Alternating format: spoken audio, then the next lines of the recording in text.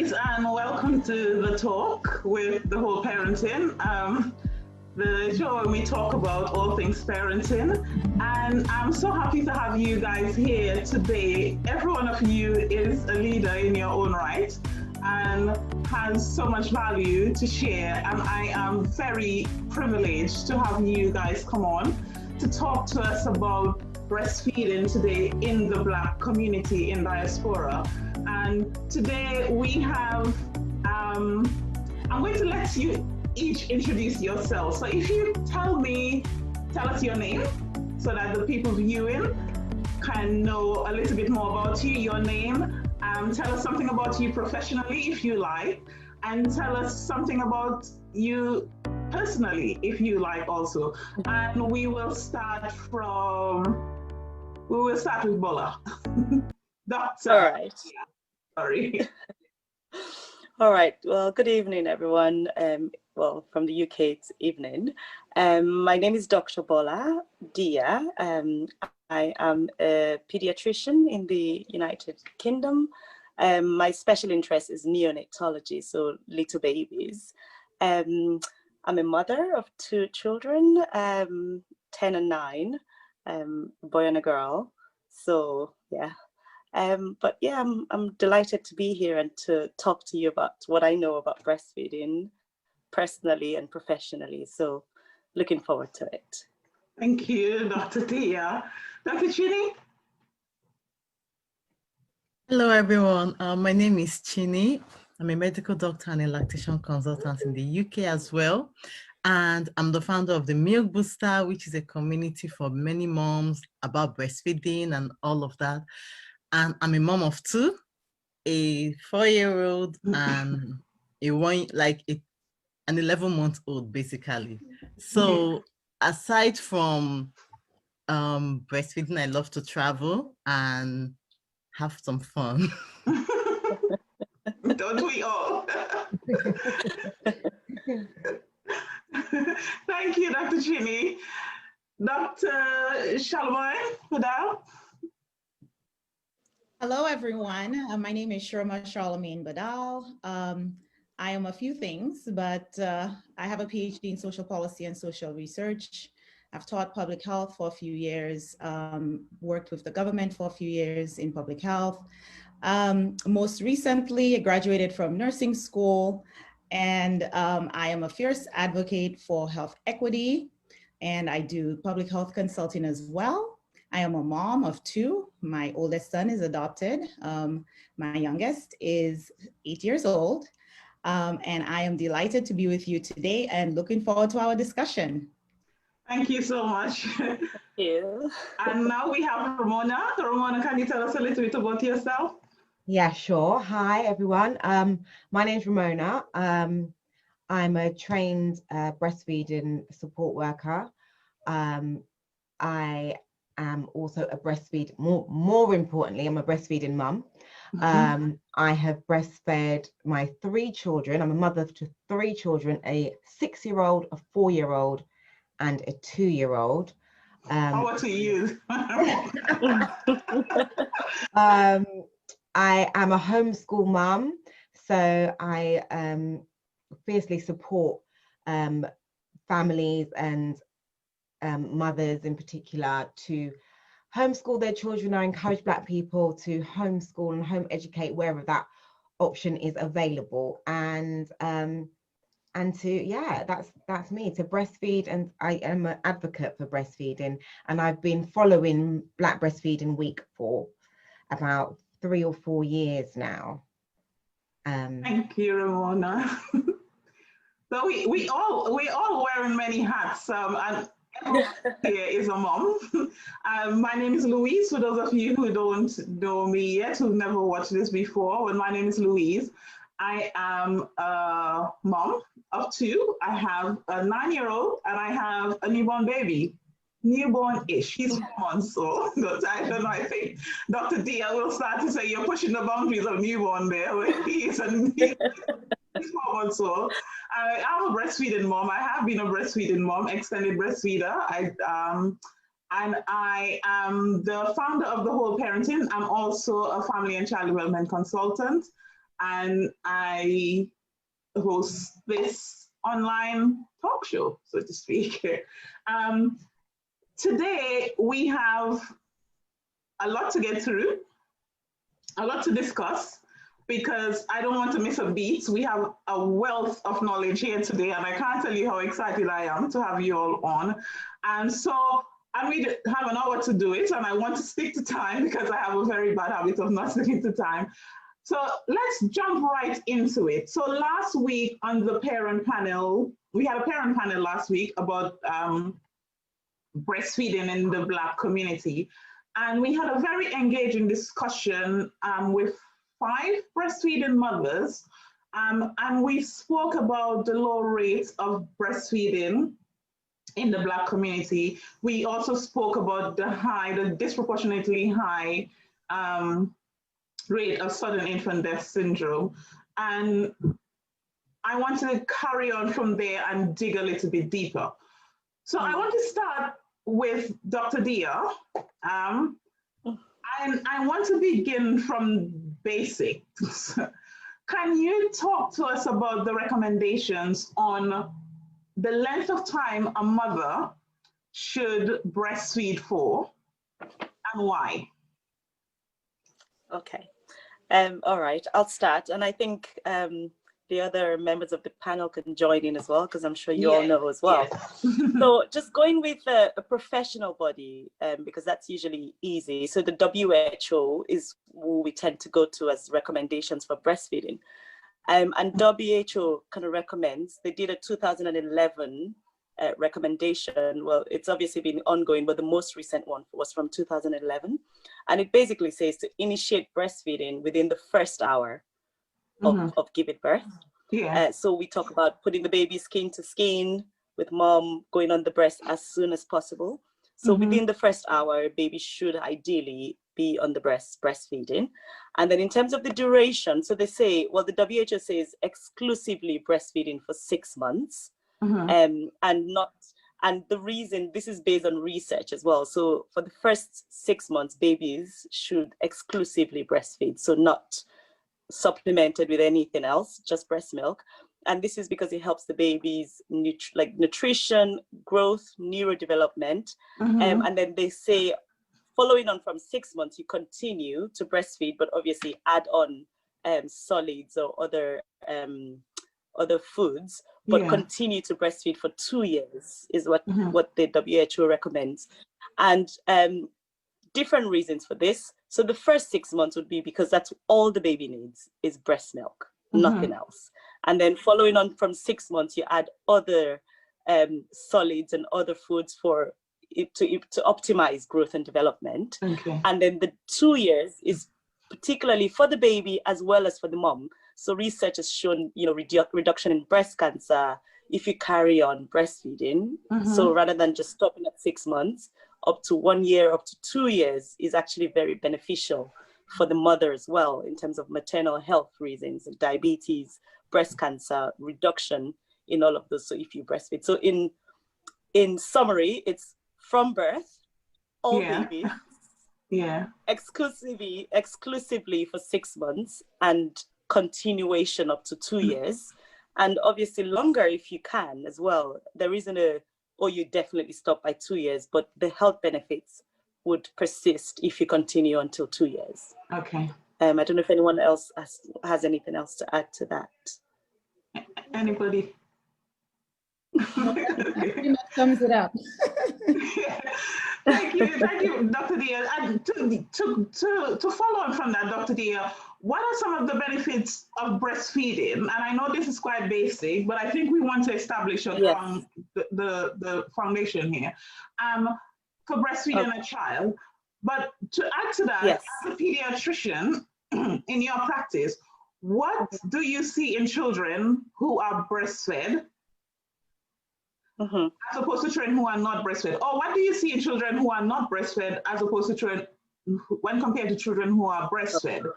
When we're talking about the benefits of breastfeeding. So generally, I think if you're a pediatrician and say you work in the emergency department, for example, you'd find definitely higher rates of gastroenteritis. Like, so basically breastfeeding for the baby, apart from the emotional bonding, physical bond connect with the mother, there's the health benefits. So I would focus on the health benefits. So infection, reduction in infection rates. So gastrointestinal infections, definitely a lower rate in breastfed babies, or a higher rate in babies that are not breastfed. And then also ear infections, respiratory infections. There's definite research that has shown an improvement in babies that are breastfed. So it's the mom passing immunity to the babies, it's the contents of breast milk itself protecting the babies from particularly gastrointestinal, respiratory, and ear infections, which is pretty much what you see babies coming to the emergency department with. So that's a huge benefit for the babies. And I think we're focusing on the babies now, aren't we, rather than the mothers? Because there's a whole bunch of benefits for the mothers. As a pediatrician, so as a pediatrician, I would say, I know sometimes people go on about growth, development. I think breastfed babies grow at the rate that they should grow, and they're well nourished. Then in addition to that, we have all of the reduction in infection, which is a huge impact, because obviously we don't want babies getting infected or children getting infected, because that leads on to further problems. And then also we talk about intelligence. So definitely studies have shown higher IQ in children. So I might not see that as a pediatrician, maybe the teachers will see that, but definitely I think there was a study in Brazil that showed a 7.5 point higher IQ, and that's a huge difference in babies that are breastfed.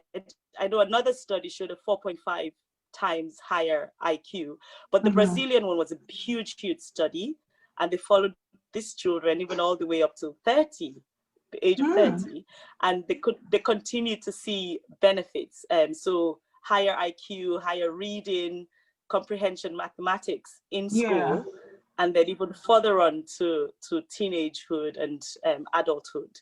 So if it's not for the health benefits, which is a huge thing, also intelligence is benefit from breastfed babies. So I don't think, you can't fault that. You can't fault that. Thank you.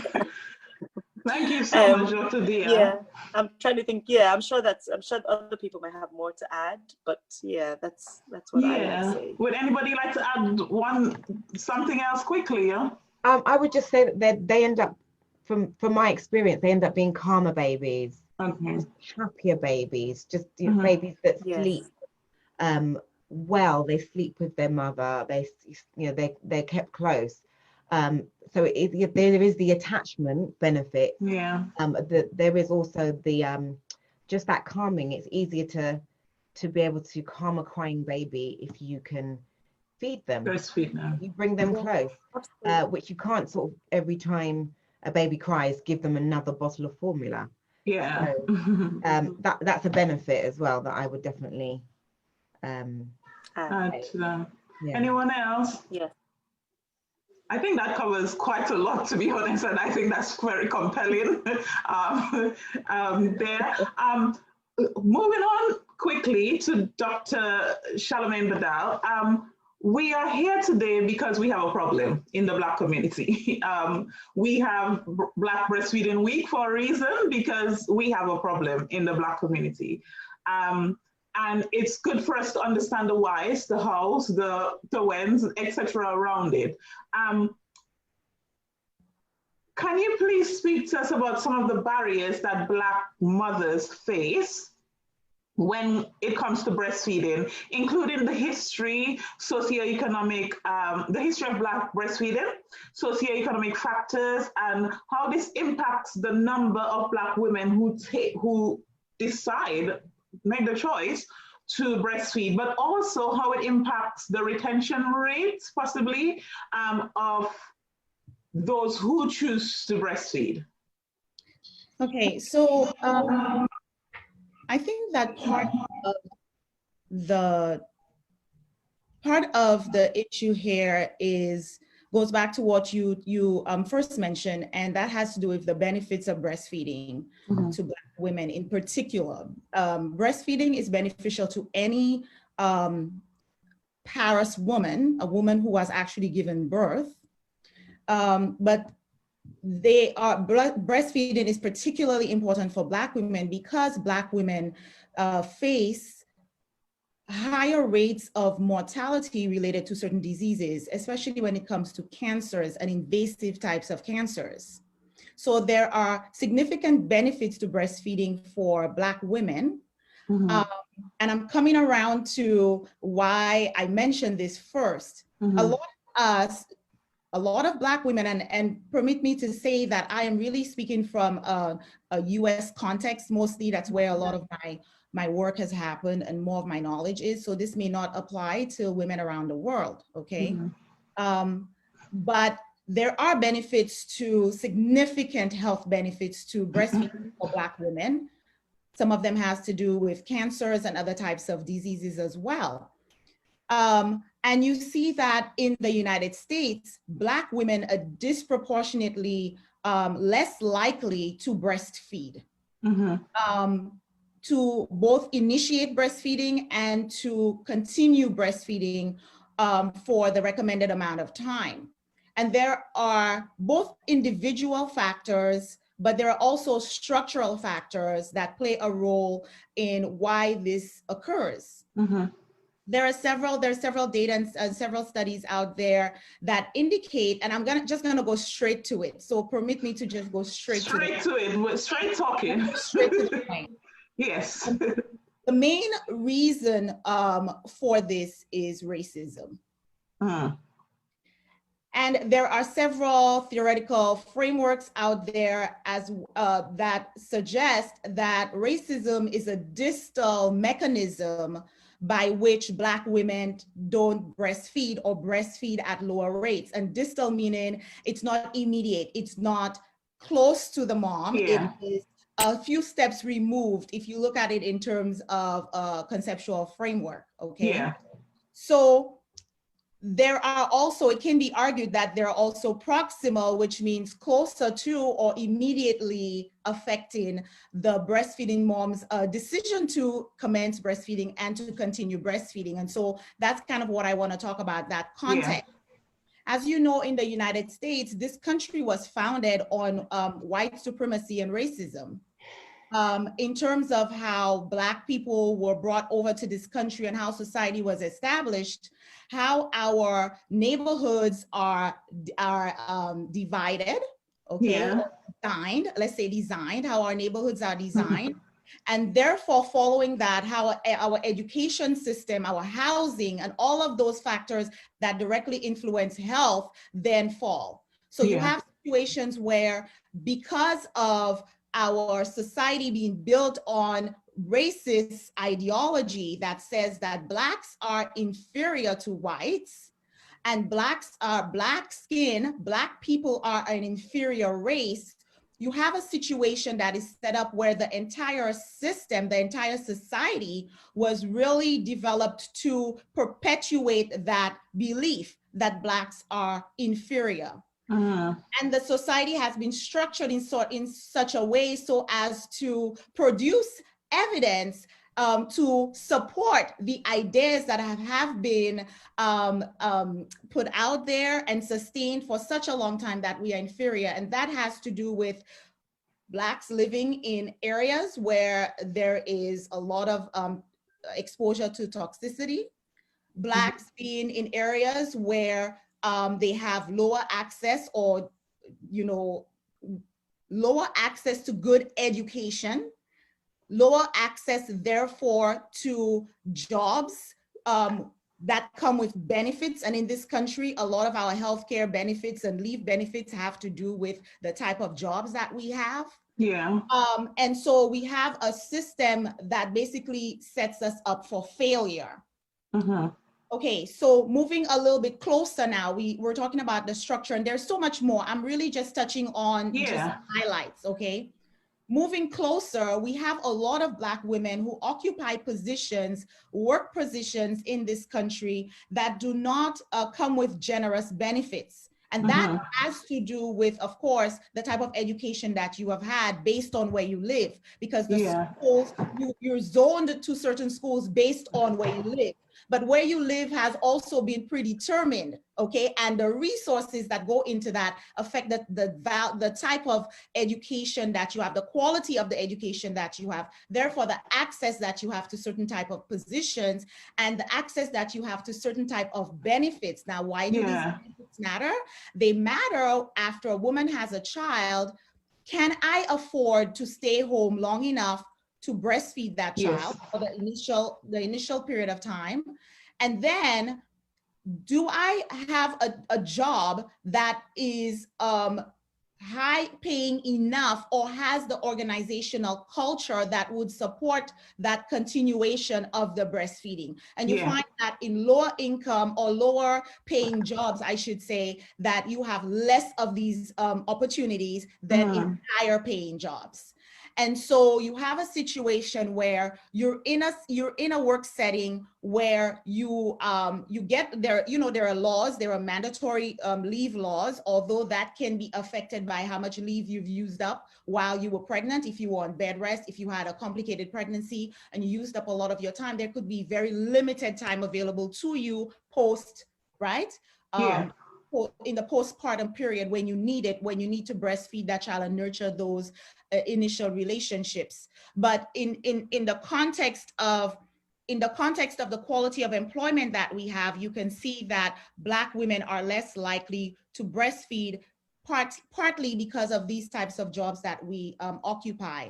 And then we're also in a society where breastfeeding is not necessarily encouraged in our own communities, and that has to do partly with the role that a lot of Black slaves occupied back in the day when we were forced to breastfeed white children.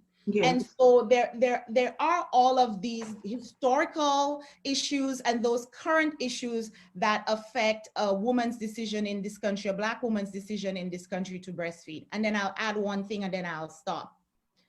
When the Black women then, after we have all of these contextual factors, those cultural, those structural factors, those community factors, those individual level factors affecting us, then we go into a healthcare setting or we engage with healthcare providers who then, because of bias, whether conscious or unconscious bias, okay, we like to default to unconscious bias, but let's face it, it's not always unconscious. There's the assumption that you're a Black woman and you're less likely to breastfeed. You're poor, you're not gonna be able to stay home, you're not gonna have the privilege of being a stay-at-home mom. What's the point of me giving you information about breastfeeding? There are a lot of Black women here that interact with their providers in the prenatal period and never get information on the benefits of breastfeeding. They don't even know if that they breastfeed. They don't even know if they breastfeed, how much they can reduce their risk for breast cancers and how much they can reduce the risk of dying from an invasive type of breast cancer, for instance. So they don't get the information prenatally. When they go in to give birth, they are more likely to be offered formula. They are more likely to be pressured to put the child on formula quickly instead of waiting for that natural commencement of the breast milk. And so you have all of these factors and several other factors, as I said, converging to kind of create a situation where you have data documenting the fact that Black women do not breastfeed at high rates. It's not a matter of our Black skin. It is a convergence of complicated social factors that then put us in a position where we are less likely to breastfeed. I wanted, thank you so much. I wanted to ask you this question because I think we can easily just say that the rate is disproportionately low and leave it at that, and it becomes a blame placed on the Black woman herself. And I said it earlier this week, I said to somebody, it is not always a conscious choice that you make not to breastfeed. You make that choice not even knowing why you made that choice. You make the choice not to continue breastfeeding past 6 weeks even, not because you've made that choice consciously all the time. I'm not saying some people haven't made the choice consciously, but there's so much that impacts the complexity surrounding our choice as Black women to breastfeed. It's not simple. There's so much that comes into it. And thank you so much, Dr. Shalomon, because this is important stuff for us to know, because for us to know how to move forward, we need to know why. You know, we have to know the why before we step forward, or else we'll just be going around in circles continually. Ramona and Dr. Chinny, this question goes to the both of you now.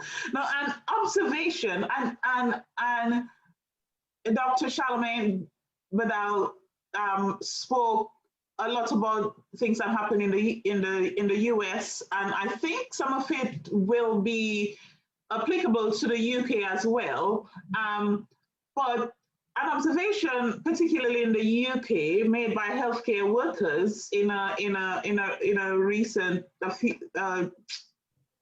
a survey from a few years ago, made by healthcare workers, is that although statistics show that Black mothers breastfeed at a lower rate than other communities, Black mothers are seldom seen taking up Black breastfeeding support services in mainstream healthcare organizations or in healthcare services.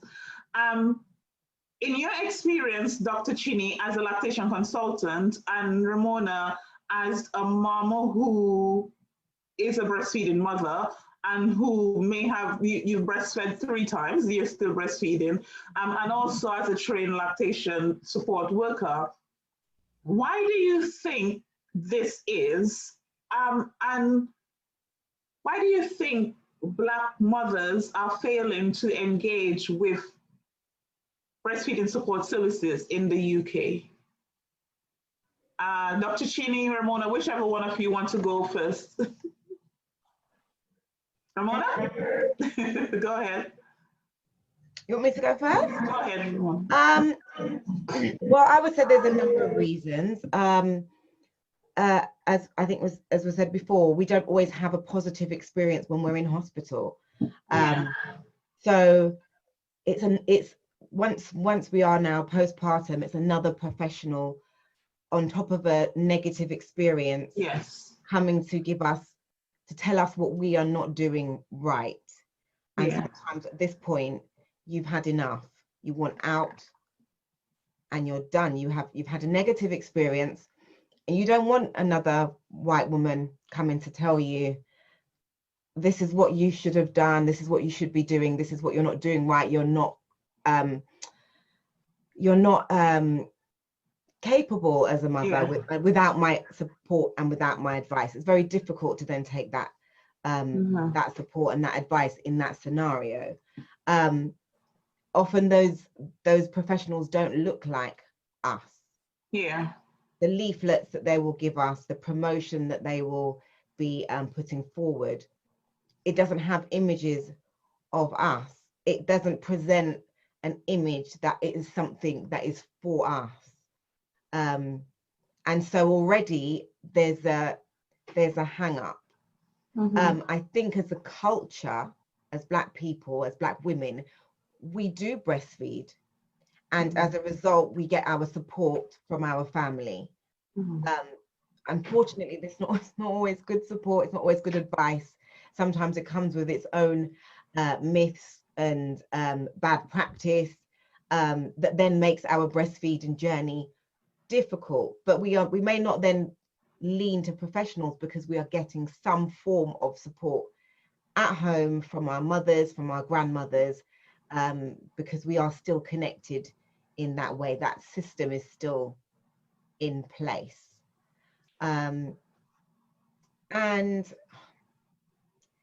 I think there's also just the fact that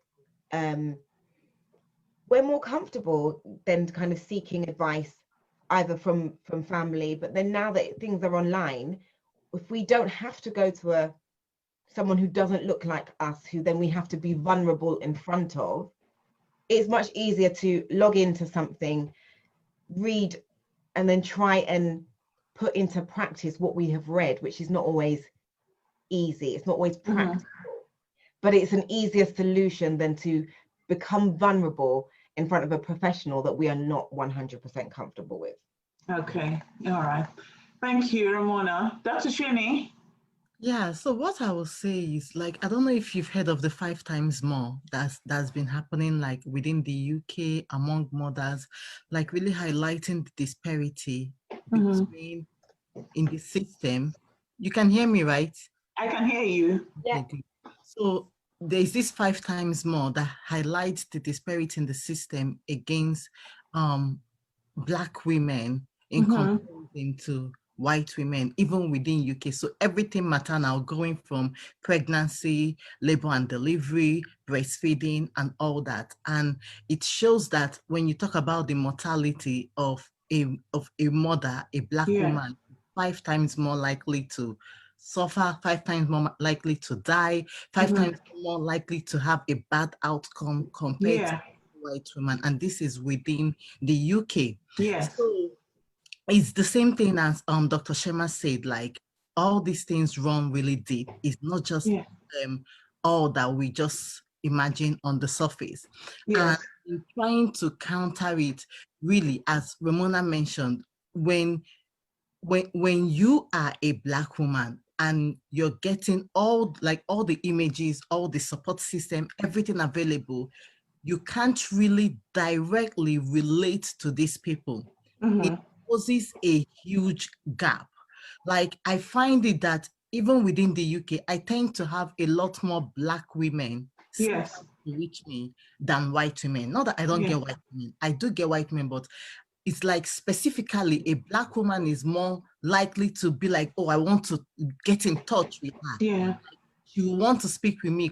So it's really a case of being able to relate. And this is a natural thing that is with every human being. Like, can't falter it. So it's really, like, I find that is why there is such a huge gap in the rate and all of that, because a white mother is more open and more able to accept everything that the health visitor comes and bring. But a Black woman, you're sitting there, you have a different culture, and the culture that you have as well, there is somebody that you have a different culture, and the culture that you have, there is sorry guys. Don't worry, my door will open soon, don't worry. We all have children. So thank you. So, you know, a case that we have like a different culture, and based on that culture, like, somebody will just come and you're like living in your house, you're even paranoid. I will tell you one thing that happened with me. When the health visitor came to my house, my husband had this belief that if they don't see a bed in the room upstairs, they were going to call a social services on me or something. So it's like, it was really being paranoid, because you know the person coming is going to be a white woman, and she doesn't understand, like, there is also a cultural aspect of the way we raise kids that we want to emulate or we want to practice. So if she does not understand it, we feel she's going to judge us. So all of this just yes. So this is really, when you dig deep, you see that, as Dr. Sharma said, it goes really deep than what we see on the surface. And that's why there's so much disparity. And the more we have, like, more Black women speaking up and owning that field, then there is a greater chance for our Black women achieving and meeting up. Yes. And thank you so much for saying that, because, and Ramona, you touched on something as well. So I didn't even have this question lined up, but I will kind of mention, because it from speaking to you, Ramona, hearing what you said, Ramona, and hearing what Dr. Chinny has said, and hearing what Dr. Sharman has said, it's not just, so in the recent, a recent survey, a recent research, the recent research results came out saying that, suggesting that the reason why Black women would not engage in support services could be linked to education. And yes, you know, based on what Dr. Sharma says, it could be linked to education because of everything that, you know, that comes together. But it's not just that.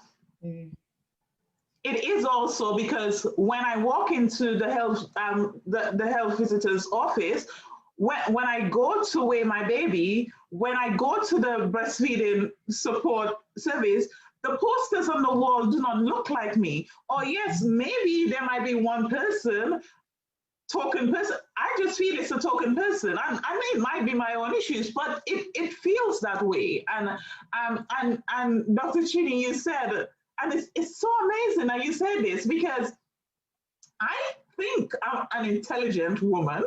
I think that I am quite capable and I am assertive, and people won't walk over me. But I tell you one thing, when you have a health visitor or a midwife coming into your house after your baby is born, that can be quite an intimidating thing, because you feel as if this person is judging you in a whole different way. And I mean, I have everything together. There's nothing that I should be worried about. But I'm thinking, well, this visitor is coming, and I think needs to be perfectly done and perfectly fixed. And it doesn't feel good. And Dr. Chinny, you said this, and unconsciously, I never really reflected on it before, but when you said it, I just thought, yes, it did happen to me when I had my first son. My second son, well, he was born in the middle of the coronavirus, and all visits were done on the step outside. So they put the stuff on the side, but so they didn't come into the house, but it does give you that feeling as well. So thank you for saying, for your response, because these are things that we really need to talk about here, right, Dr. Chinny? And Dr. Chinny, to you again, now healthcare provider support is critical for breastfeeding initiation and the retention of breastfeeding as well, and for the continuation for the success of breastfeeding. But we know that some physical manifestations of medical issues regarding breastfeeding in a Black woman will not manifest the same way that it will on a white woman. And for it, you know, things will look different. We know that because of our skin color. And what has been said recently is that many non-Black healthcare workers are unfamiliar with the signs of signs and symptoms of breastfeeding related concerns on a Black woman. And I will tell you, I haven't had the experience myself, but I went on the NHS website in the UK, and the NHS website says, and I quote, it describes mastitis as this: mastitis is when your breast becomes red, hot, and painful. And that was the end of the story. Now, if you're looking at a Black woman with brown skin, I mean, I know that I'm not as brown, but you're not going to see that necessarily see red on me either. So just imagine a darker skinned woman looking at her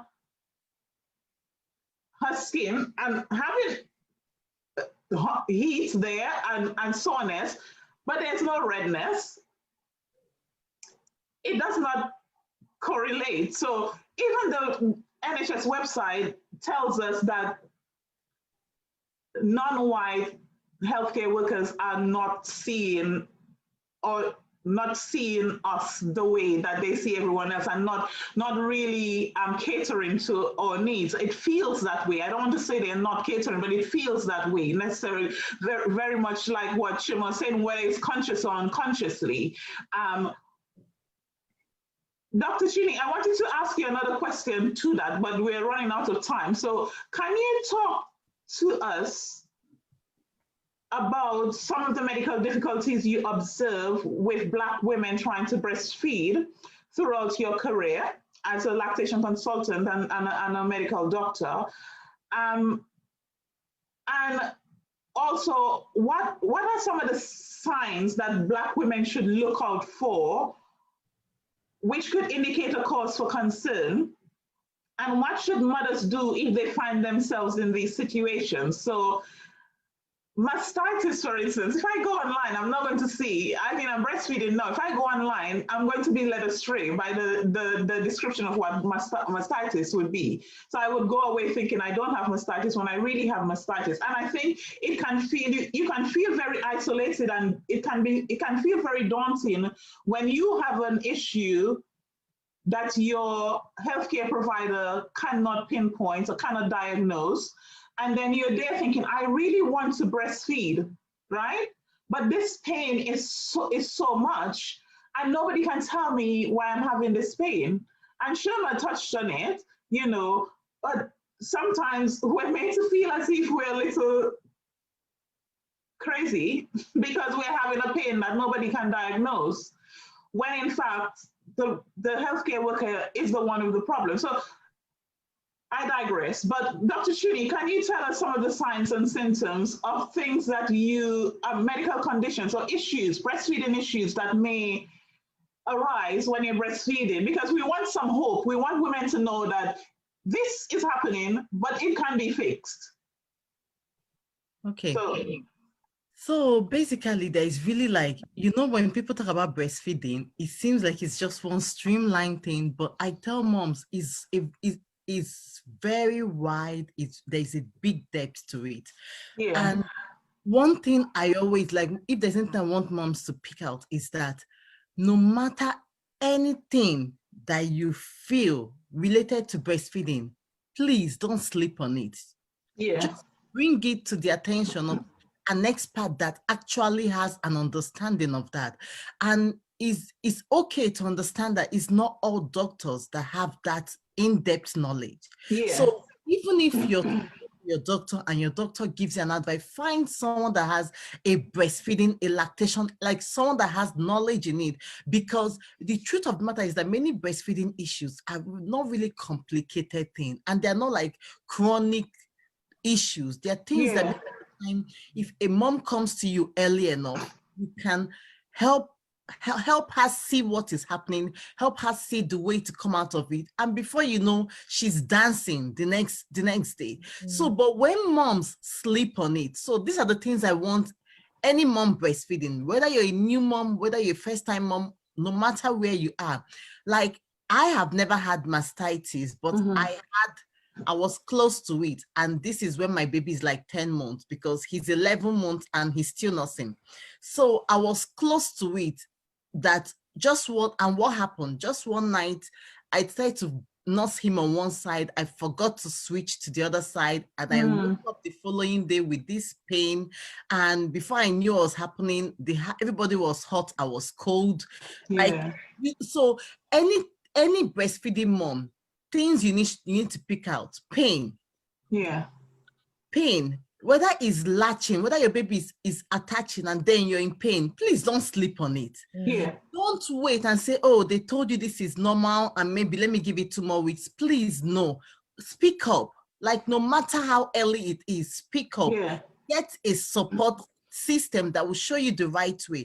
So whenever any breastfeeding mom is feeling pain, whether it's from the baby attaching, or whether she's alone and she's feeling pain, or her breast is engorged and she feels it's full, and she feels like her body, the way her body is, she's feeling nauseous, like she wants to vomit, she's feeling sick, she's feeling cold, cold when everybody's feeling hot. Those are the things that a mom should not sleep on. Just highlight. If at any point she knows, she feels like, oh, her supply is not enough, or maybe her baby is not getting away, no matter how little she might think of it, no matter how she might feel it's not so relevant, this is me just disturbing. No, speak up, because everything with breastfeeding, the longer you allow it to go on. So let's use an example now for a mom that is having mastitis, but she's just dealing with the pain. She's expecting a redness. There's no redness. This is the same, you know, the truth of the matter, this skin thing is the same thing that all of us in the hospital, we all have to take blood. We have to find somebody's vein and take blood. And you, as a junior doctor, you know, like your white colleagues are going to be calling on you when they're struggling with that black man and they're not seeing the vein. will be their next help. So, but after some time, they try to learn, because you won't be there all the time. All the time. Kind of figure it out. And I expect the same thing to happen when it comes to breastfeeding, because the same thing with our health, like all our body parts, the same thing plays along. So I wouldn't like allow anybody to be excused because of you're not white. NHS will tell you, okay, red. I wouldn't allow even NHS to be to excuse themselves. Yes. Like, no, you don't do that. It's something that you should correct. You should know that there is variation in this, so that you don't put everybody in a box, because everybody cannot fit in that box. So when a mom is coming, she may not see the redness, but she will know that she's feeling sick. Yeah. And when she sits down quietly, she can identify that there is one part of her body that is feeling somehow. And it's easy to just say, oh, my breast is somehow, like it seems I'm feeling a little bit of pain inside, but it's not that serious. It's not like, I'm telling you, this happened to me, it's not that serious. The pain is not too severe. But if this mom sleeps on this thing, before you know, she might just have like a big abscess just grow and form in there. And at that time, she'll be requiring a surgical intervention to drain it, evacuate it. So whereas if she had spoken up at the beginning, she will avoid this. And I find this a lot within the Black women. They come when it has gone bad. They find it hard to speak up. We're very good at, is it long suffering? We try to suffer a bit. Maybe it's very hard to speak up early. So it's easier to just manage it. Let's just manage it, that maybe we can figure it out. So I try to always push them, please don't manage it. Please just speak up early. I can help you quickly, early, and you'll be done and happy.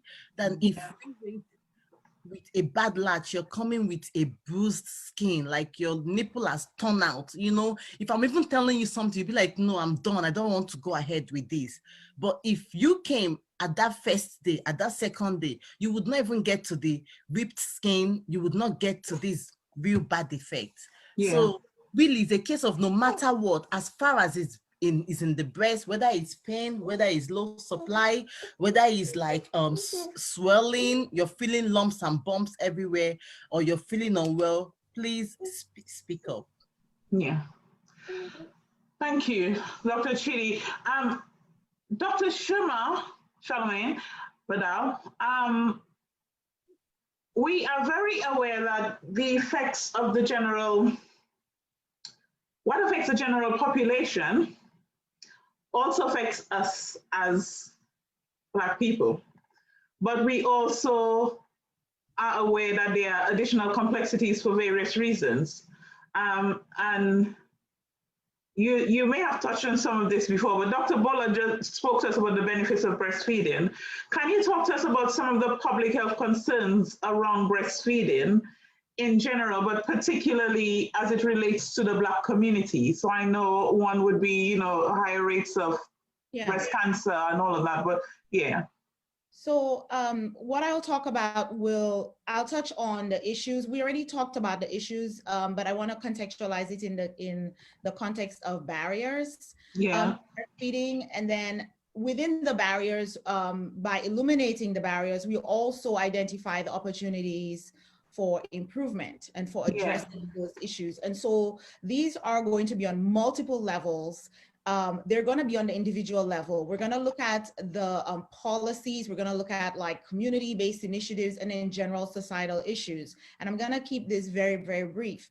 But when we talk about the issues that are specific to the Black community, we're talking about how when Black women interact, and this is based on the studies that are coming out of there. I'm not producing just my opinion. I am referencing actual research studies.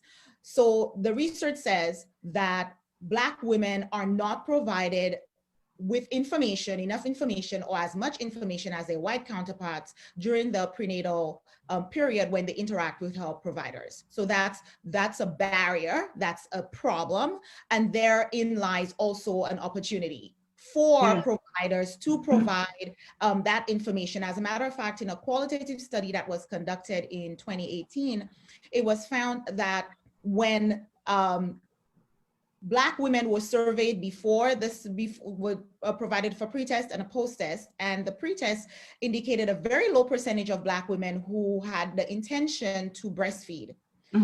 And after they received information about the benefits of breastfeeding, the percentage rose substantially in terms of those women who were going to be willing to breastfeed.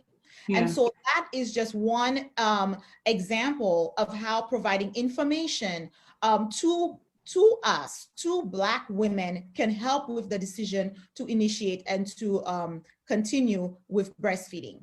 Then you also have issues with policies within health systems. So for example, you have a situation where studies are showing that hospitals located in zip codes with percentages of Blacks in higher amounts than the national average, so basically predominantly Black neighborhoods, we identify these neighborhoods by zip codes, have hospitals that are a lower percentage of baby-friendly hospitals. Meaning hospitals that have, as part of their policy, the steps required or the procedures to actually then encourage the initiation of breastfeeding within the healthcare setting. So within that as well, you find that there's an opportunity for these health systems to improve their policies, to improve their practices, to actually then jump on board with those baby-friendly, what we're calling baby-friendly hospitals, right? It's an initiative that started in the early 90s and have progressed, and we've seen a lot of hospitals come on, and they're even advertising themselves as being baby-friendly. But we need to see more of that happening in our Black community hospitals, in our hospitals, in our Black communities. You're also seeing that, and I'm just touching on some of them. This is by no means comprehensive at all, but we need community-based initiatives and programs that provide resources and support to our Black moms in the community. And like Ramona said, and Dr. Chinny also mentioned this, we need to see people who look like us, because representation matters. So that we're not afraid to speak our truth and to speak our reality and not be misunderstood, misinterpreted, judged, and punished. Okay, so we need to be able to, these are barriers. We don't have enough resources, and the opportunity exists for those resources to be implemented. And of course, for these resources to be available, we're talking about money. We need money. We need money to be invested in our communities so that we can have at our disposal the resources that we need. And on individual level, we need to educate ourselves. The internet is widely available, although not available to everyone in the same way. But it is widely available, and I would suggest using our resources. And even if it's going on Instagram, even if it's going on social media, there are social support groups on Black-run breastfeeding groups on Instagram, for instance. There's Mia on IG with 12.5 thousand followers, and that you don't have to be from a specific country to be able to follow that. There's Black Women Do Breastfeed with 45,000 followers on Instagram. You don't have to be in a specific location and have a specific level of income or be largely inconvenienced in order to access that information. So there are individual things that we need to do now that we're becoming more aware. We know what the benefits are. We know that it's not just us that has the problem. It's those structural factors that really does put us at a disadvantage in terms of making the right decisions.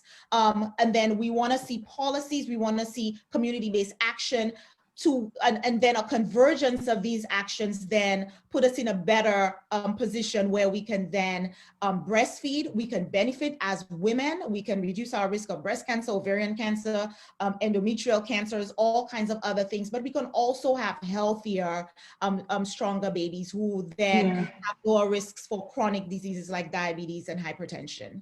Yes. Thank you so much. Thank you for that. Dr. Bola and Dr. Chinny, a common complaint and a point of contention is around breast milk supply, right? And on our panel last Sunday, a number of the mothers spoke about having medical personnel tell them that their milk supply was quite low without and sort of pushing formula, them to use formula milk without informing them of what it is that they can do to improve their milk supply. And Dr. Chinny, I know this is your area, because you do help women with this, but it astonished me that so many women had a very similar experience. So two questions. How can a mother tell when her baby is getting enough milk, one? And two, just so mothers are aware, if your milk supply is low for any reason whatsoever, because one mother was told, and can we just clear this up, please? Because we have medical personnel here, so I'm going off track. But one mother on the panel last week was told that her breasts were too small and therefore she was unable to produce enough milk. That same mother, being stubborn enough, went on and breastfed for an extended period. So she proved them wrong. But as we have medical personnel on here, can we just clarify that? Does the size of your breast determine whether you can breastfeed or not sufficiently? Yes or no? No, no. Okay, then thank you. I just wanted to get that off. So, like, typically, this is something that it's not even among the health personnel. I hear it among moms. Moms come and they're like, oh, my breast is so small, I'm not going to produce enough. So typically, the size of your breast does not matter, because what is going to produce the milk is the breast milk producing glands, like the lobes and all of that you have there, and that's what will produce the milk. Whether you have a big size, because before you start breastfeeding, most of that is just fat cells. So during pregnancy, the fats are being pushed away and more milk making glands are now produced.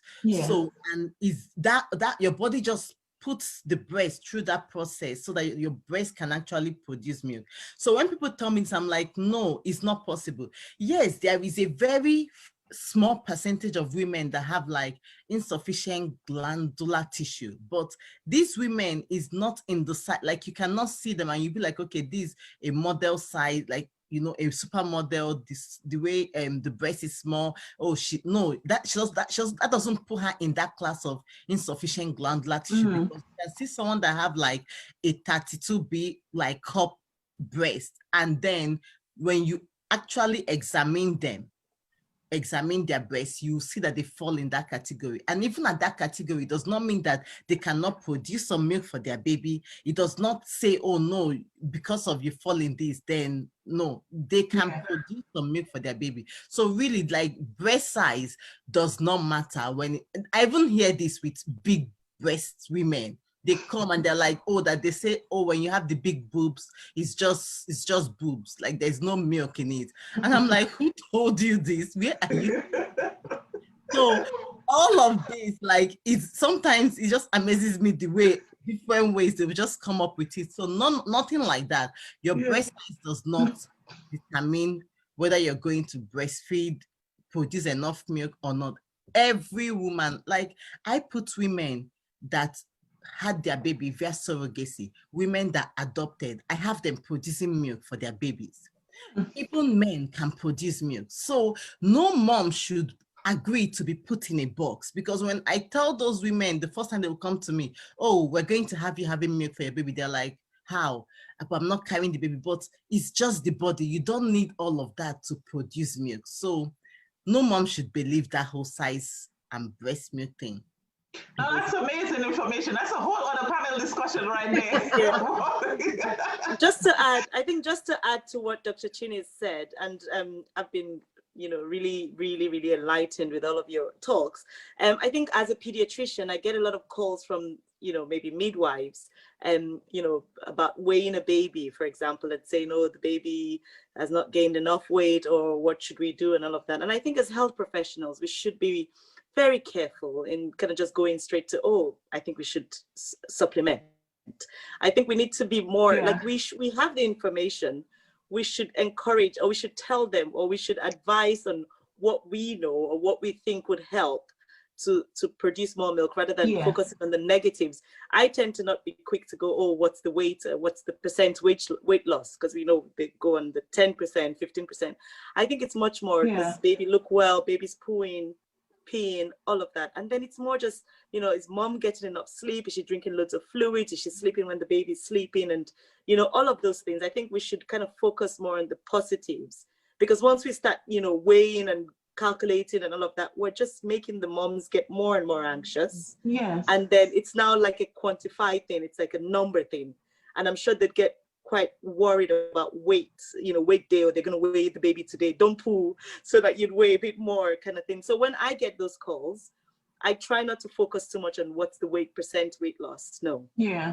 It's, have you spoken to mom about fluids, drinking, resting, all of those things before, and does baby look well, obviously, more importantly. So I think definitely, What I'll add regarding that formula thing is, moms need to know, some healthcare practitioners, like this is kind of like a collaborative work they have to do with some formula brand. So I had a mom that she actually had a baby in the States, and her milk came in quite well. And before I knew what was happening, she called me like a week later, and she's like, she went back to the pediatrician, like, I think a few days before she called me. And then her milk came in. She was on a good path. Like, she had no issue. And for some reason, they looked at her and they said, no, take this formula. Like, it wasn't that, let me buy, take. So she was giving formula, and she went home believing the doctor and started giving her baby formula, and her baby started cutting feeds at the breast. And before you know, her supply has reduced. And at this period, she has not established her milk. So she found herself in this bottle trap, and she looking for how to come out of it. So moms need to be aware of that there is this collaboration, and don't let it, like, the doctor is doing it, and which is why we try to push for a lot more baby-friendly hospitals, but always win everything at the same time. So it's the mom's responsibility a bit to be aware of the that, there are healthcare practitioners that are in collaboration with some formula brand, and they will shove it down your throat whether you want it or not.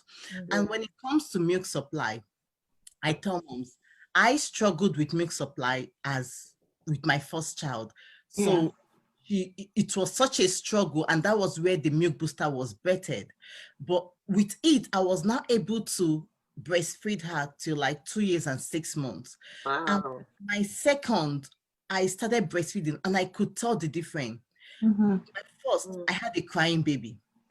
I felt like it was, I didn't know I was going to have another child with that experience. It was too much that I just felt, is this really the way? But then when I had my second, you would rarely hear a baby cry, because I'm feeding him with his first hunger cue. So my mom was like, baby does not cry. But it's not because, it's because he's feeding at the first hunger cue and always getting enough. So he never had reason to cry. So when a mom comes, and I told the mom, first thing, I try to find out what your demand is, because people don't understand that they have to actually do their own part.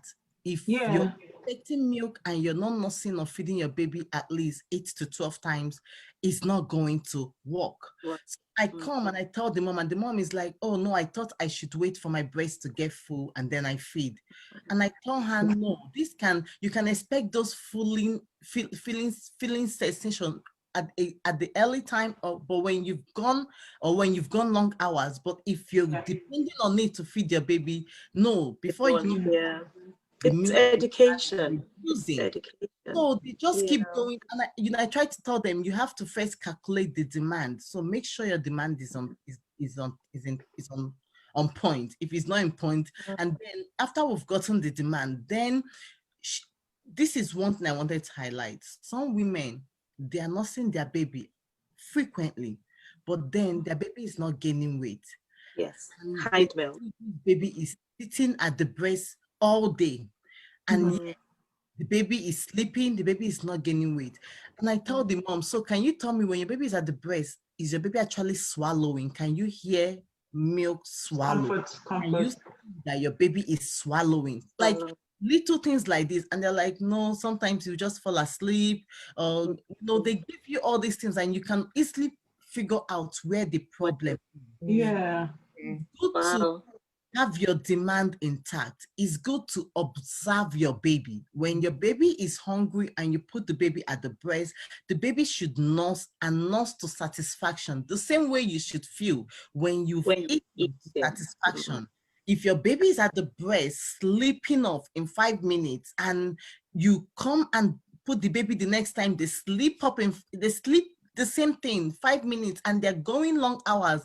And before you would know, you will have a baby that is taking a long time to gain weight, and before you know what's happening, your health visitor is telling you your baby has not returned back to birth weight. You are feeling nervous as a mom, you're under pressure, your baby is not doing well. Then it's a vicious circle. Yes. And you go and buy that formula. Like, there is nothing anyone will tell you. So, but most of the time when moms are coming to me at that stage, I have nothing else than to recommend the milk booster. I tell them, you actually don't need this formula.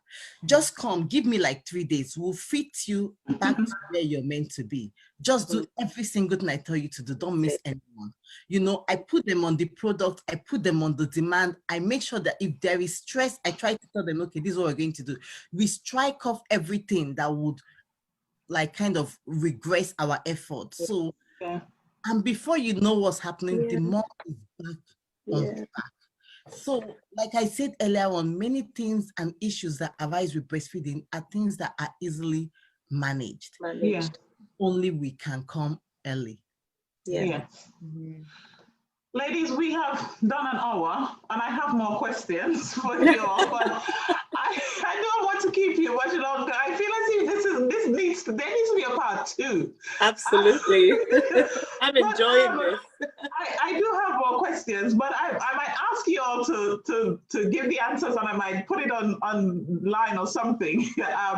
But one question, before everyone goes, I want to ask each of you to give me one suggestion on how we can move forward to where we are in a place where we do no longer, we need to know how we're moving forward. So how do we move forward to a place where we no longer have a concern or as massive a concern as we have about breastfeeding in the Black community? One suggestion from each of you. And also, while you're answering, if you can just give me 1 or 2 recommendations on Black breastfeeding friendly support services. Anyway, particularly if it's a virtual service that anybody because we have an audience from around the world, the Caribbean, the United States and the UK, any virtual service or physical service that you can recommend to support Black women, Black breastfeeding friendly. So shall we start from Ramona at the top?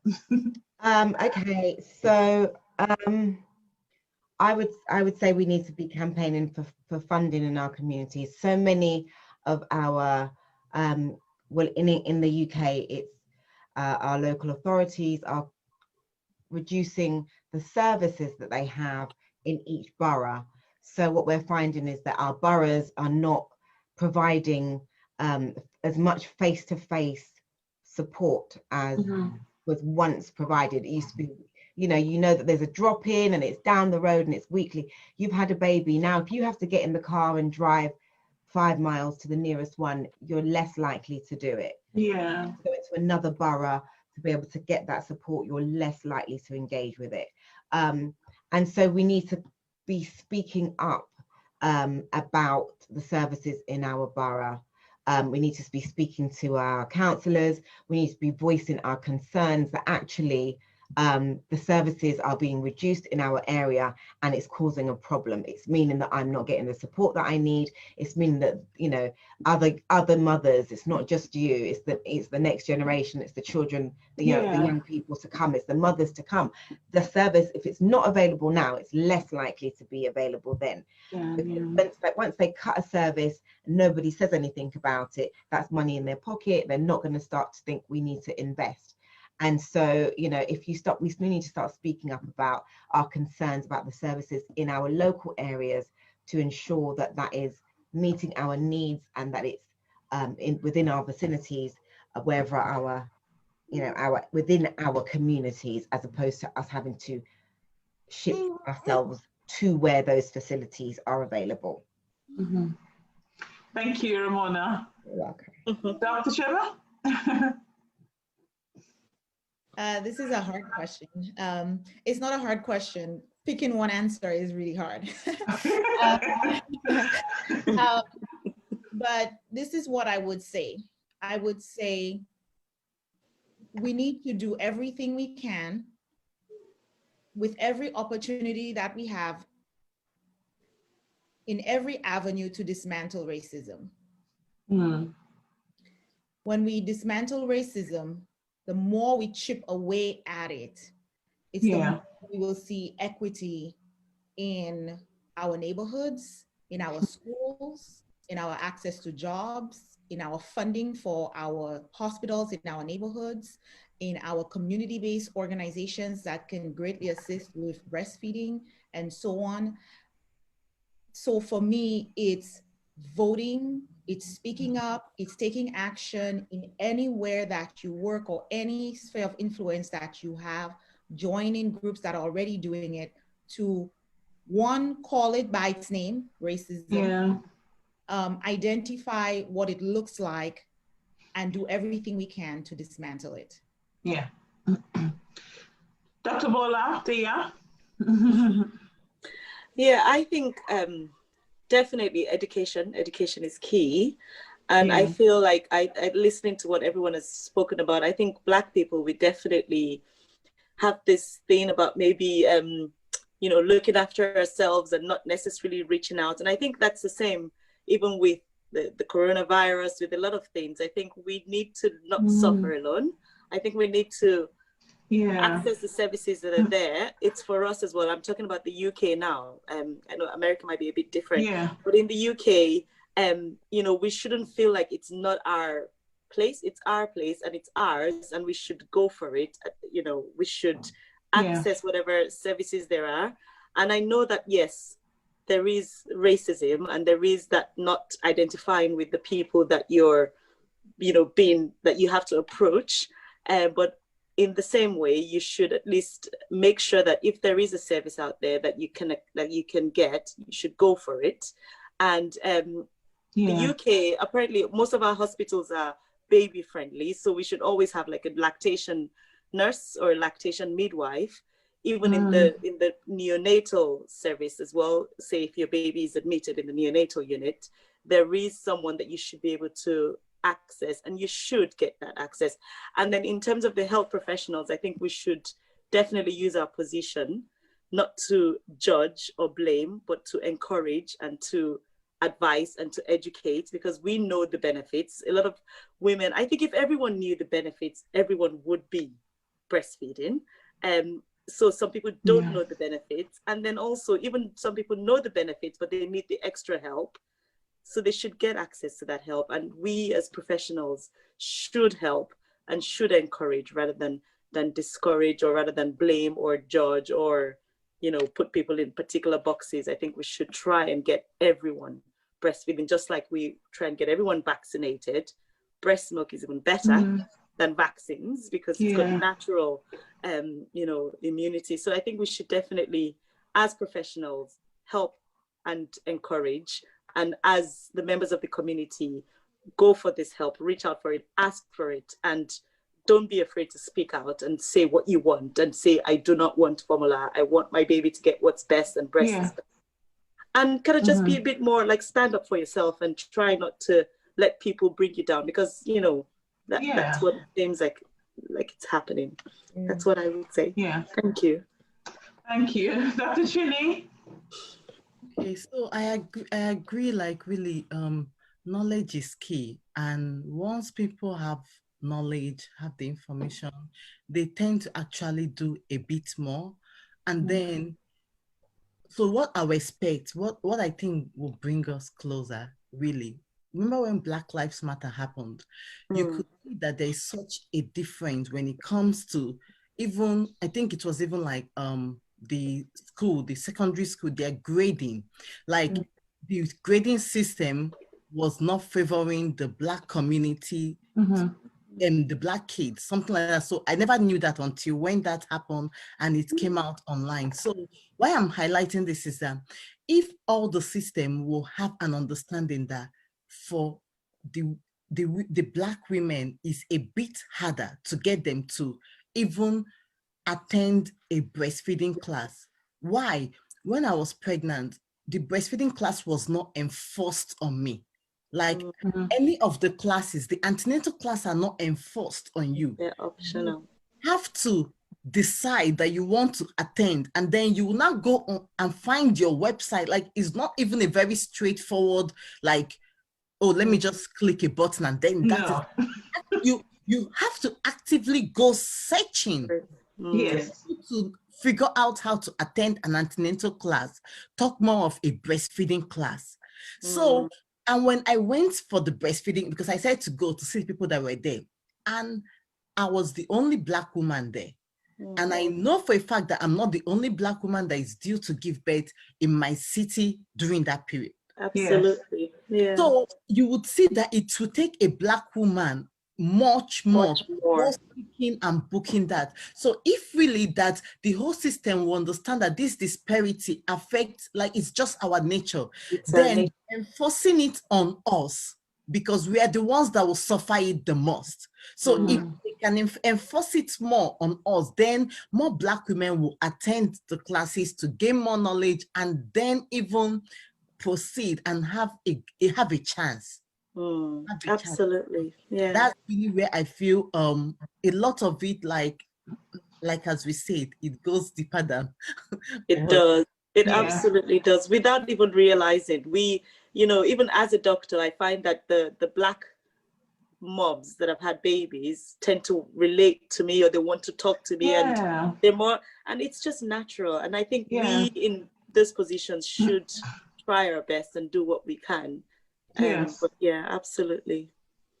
I think there's such a need for representation. I think there's such a need for speaking out. I think, Bola, you said, say I want this and this is what I want, because I think, and I know I feel it. I mean, I just had a baby, so you know, I'm understanding this in real time. That, you know, it can feel very daunting sometimes.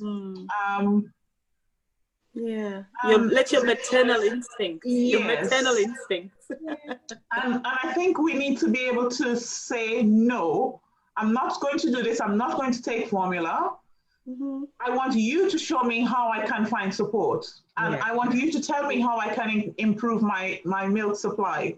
Absolutely. I want you to refer me to somebody like Dr. Chini, who is going to tell me what to do, because she understands, you know, me in a different way, you know, than you do.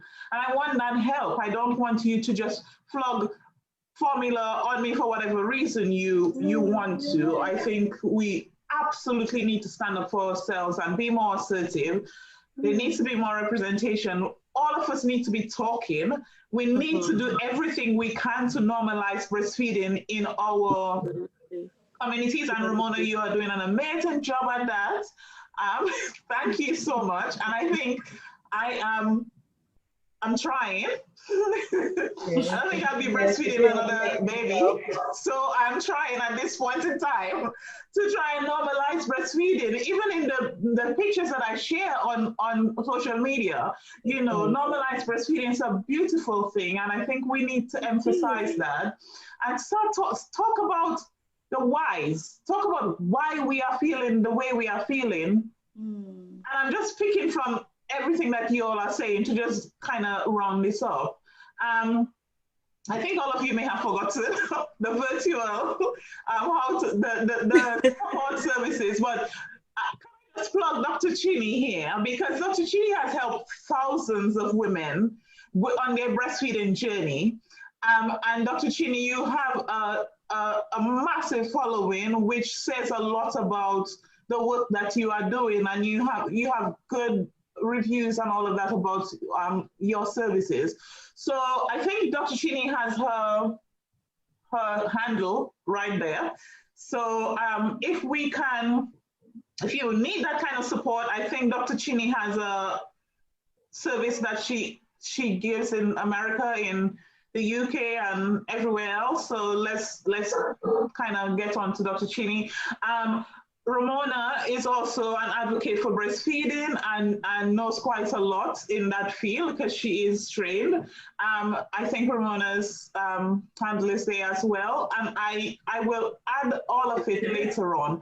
Dr. Sharma is an advocate. She is a powerhouse. And her handle is not there because, like me, she has a very long name. But Dr. Sharma, can you tell us where you can be reached? Yes, well, I'm on Facebook, Sharma Charlemagne Badal, LinkedIn the same, and you can email me at sharmaforblackhealth@gmail.com. That's sharmaforblackhealth@gmail.com. Black 4, sorry, is spelled out, not the number 4, but FOR. Okay. Thank you. And Dr. Bola, neonatal leader. I'm just honored to be here and listen to all of you, and I will be following you all. But I don't particularly have a platform. Okay, all right. Thank you so much, ladies. I am so grateful to have you on board. I've been so excited about this panel discussion today, and I'm happy, and I think you gave so much value today, and I hope and I pray and I believe that many women will gain quite a lot from what you said today, and I hope that we in some way today in our little corner here manage to help to increase the breastfeeding rates in our communities wherever we are. Thank you so much for coming on, and thank you everybody on Facebook Live who joined us. And when this goes to YouTube, those of you who look at it, thank you for looking, and I hope you benefit quite a lot from this talk. Thank you so much, everybody. Bye. Thank you. Have a nice evening, guys. Thank you.